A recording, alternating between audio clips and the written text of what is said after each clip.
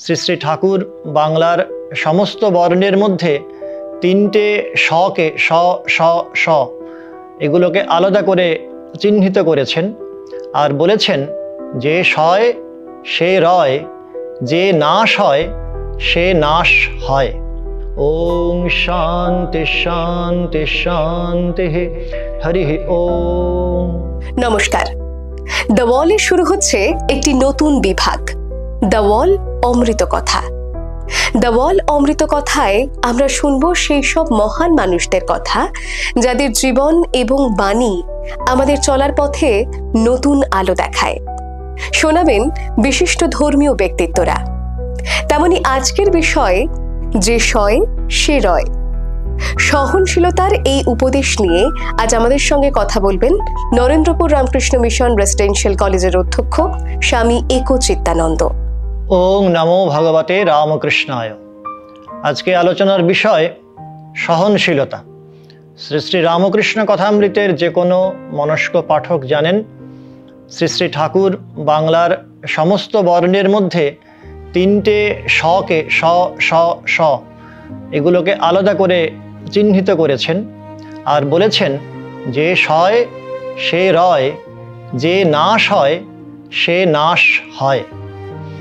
বর্তমান যুগের প্রেক্ষিতে কথাটি খুব গুরুত্বপূর্ণ, কেননা আমরা যখন নিজেদের ব্যক্তি জীবনের দিকে তাকাই, পারিবারিক জীবনের দিকে তাকাই বা সামগ্রিকভাবে রাষ্ট্রিক জীবনের দিকে তাকাই, তখন দেখি পদে পদে জীবনের এই মূল সূত্রটি কোথাও যেন লঙ্ঘিত হচ্ছে। ব্যক্তি জীবনে আমার সহনশীলতার প্রয়োজন কেন?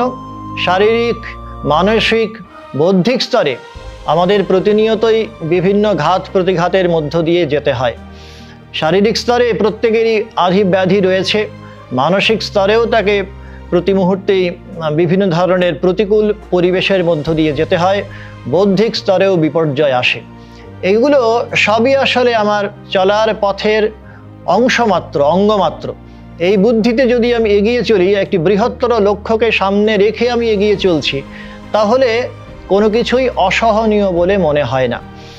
আর আমাদের পারিবারিক জীবনেও যখন মনে রাখি বেদান্তেরই মূল সূত্রটি, যে আসলে সর্বত্র একই চৈতন্য বিরাজ করছেন, বাইরের নাম রূপেরই শুধু বৈচিত্র্য। মানুষে মানুষের যত বৈচিত্র্য আমরা দেখতে পাচ্ছি, বিভেদ দেখতে পাচ্ছি, এটা সবটাই বাইরের দিক থেকে, ভেতরের দিক থেকে কিছু নেই। এইটা মনে রাখলে তখন আর পারিবারিক সম্পর্ক কোথাও আমাদের ছেদ পড়তে পারে না, বিষাদের ছায়া কোথাও নেমে আসতে পারে না। রাষ্ট্রিক স্তরেও একই কথা। আমরা স্বামী বিবেকানন্দের, শ্রীরামকৃষ্ণের অগ্রগণ্য সন্তান, তার চিকাগো বক্তৃতামালার দিকে যখন তাকাই, তখন একেবারে 11ই সেপ্টেম্বরের অভিভাষণেই দেখতে পাচ্ছি তিনি টলারেশন, শুধুমাত্র সহনশীলতা নয়, আরও এগিয়ে গিয়ে বলছেন আমরা সমস্ত ধর্মকেই সমানভাবে সত্য বলে স্বীকার করি। তো এইটাকে মনে রাখলে সত্যি আজকে আমরা যে জাতিতে জাতিতে, সম্প্রদায়ে সম্প্রদায়ে এত অসহনীয়তা দেখতে পাচ্ছি, কেউ কারো মত মেনে নিতে পারছি না, গ্রহণ করতে পারছি না, এই সমস্ত সমস্যার অনায়াস সমাধান সম্ভব হতে পারে। আমরা যে প্রসঙ্গ দিয়ে আলোচনা শুরু করেছিলাম সেইটিতে আবারও প্রত্যাবর্তন করি। বিবেক চূড়ামণিতে আচার্য শঙ্কর খুব সুন্দরভাবে বলছেন, আমার ব্যক্তি জীবনের কথাই যদি মনে রাখি, সহনং সর্বদুঃখানাম অপ্রতিকারপূর্বকম চিন্তা বিলাপরহিতং সা তিতিক্ষা নিগদ্যতে।